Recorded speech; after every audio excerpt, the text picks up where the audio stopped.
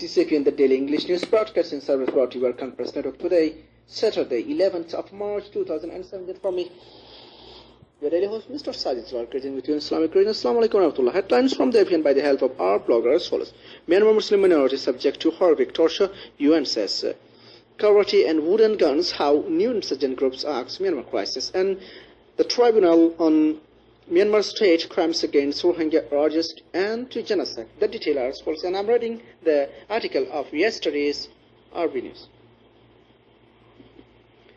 A top UN official says crimes against humanity are being committed by the Myanmar military and police against Rohingya Muslim minority. The UN Special Reporter for Human Rights in Myanmar, Yang Hili, was speaking as part of a joint BBC Newslight BBC Our World's investigation. Aung San Suu Kyi, who has been in power almost a year, declined an interview. Spokesman for her party said the allegations were exaggerated and an internal, not an international issue. Ms. Lee has not been given free access to the conflict area in Myanmar, but after speaking to refugees in Bangladesh, she told the BBC that the situation was far worse than she expected. A Myanmar policeman stands in a checkpoint outside Rohingya refugee camp in Sitwe, Myanmar, March 3rd, 2017. Picture taken March 3rd by Realtor Suzia Chun.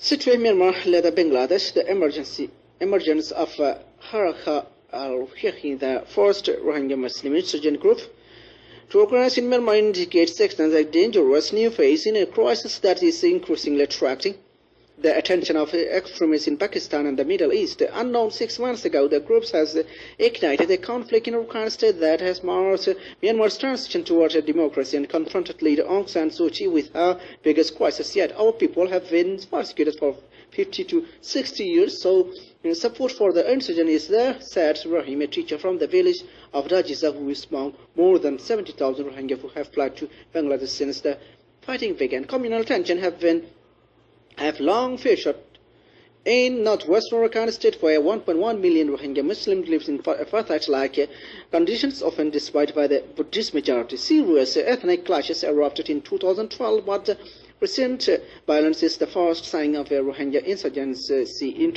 entrenching itself inside Arakan since at least the early 1990s. Reuters spoke to around a dozen Rohingya from villages in the conflict zones about the activists of their group in their area, as well as a police officer who led the interrogation of several captured insurgents and a military intelligence officer.